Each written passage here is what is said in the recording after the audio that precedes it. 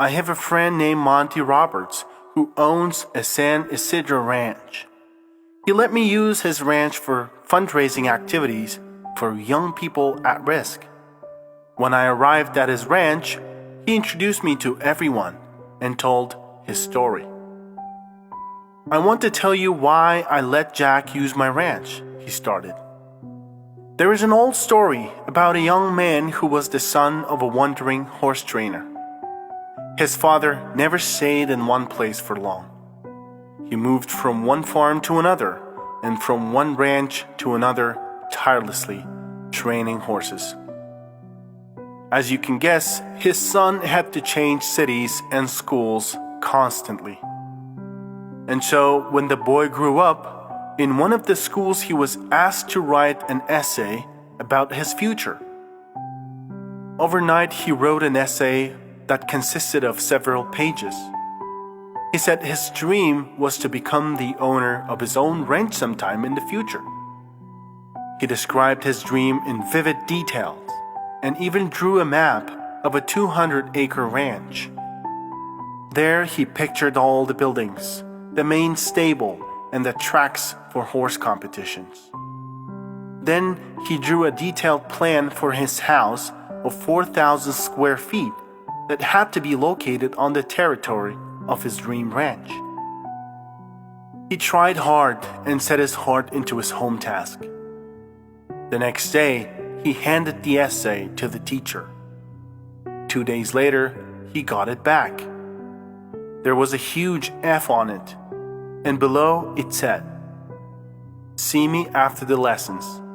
He was confused. He took his essay, went to the teacher, and asked why he received F.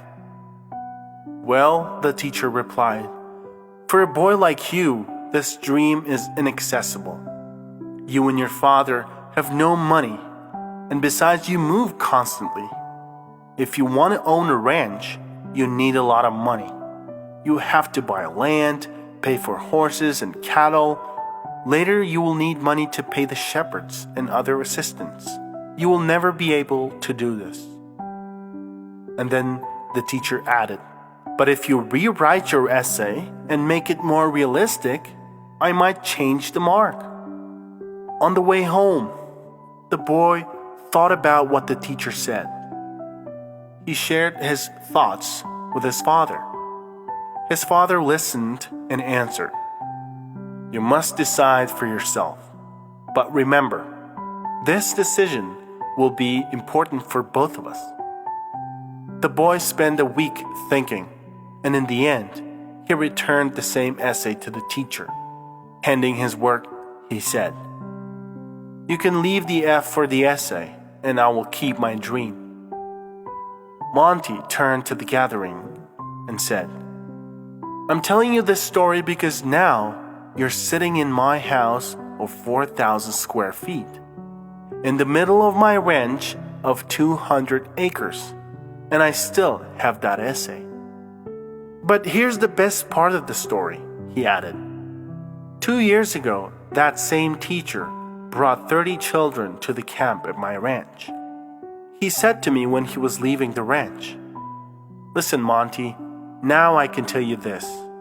When I was your teacher, I was a bit of a dream kidnapper. In those years, I stole a lot of children's dreams. But fortunately, you had the courage to not give up yours. Do not let anyone steal your dreams.